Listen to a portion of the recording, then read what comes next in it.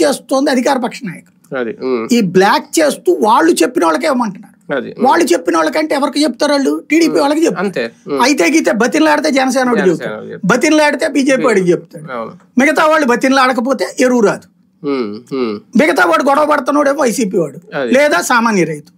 ఇది జరుగుతుంది.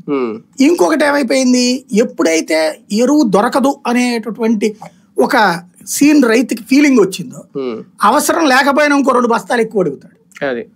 ఇక్కడ నేను 3 అడిగితే నువ్వు 1 ఇచ్చావంటాడు. ఇది ఒక సమస్య అవుతుంది. అంటే మళ్ళీ దొరకదేమో అని స్టోరేజ్ అంతే కదా.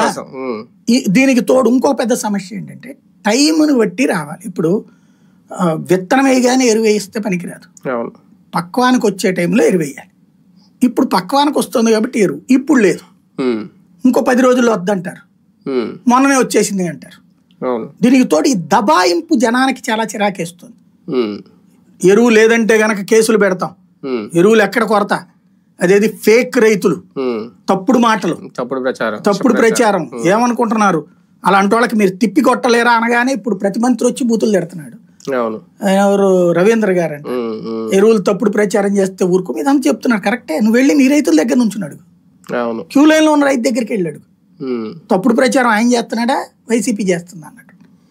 క్యూల్లో నడుస్తున్నటువంటి రైతులను అడుగు, నిలదీస్తున్న రైతులను అడుగు, అందులో తప్పుడు ప్రచారం ఏంటనేది. అంటే మీరు దబాయించేయగానే అయిపోతుందా?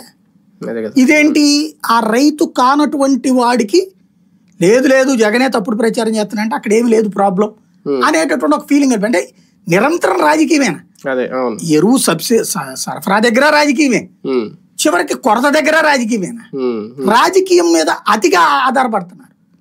అతి రాజకీయం ప్రమాదం, అతి సర్వత్ర వజ్జేయత్ అంటారు. ఇప్పుడు జరుగుతోంది.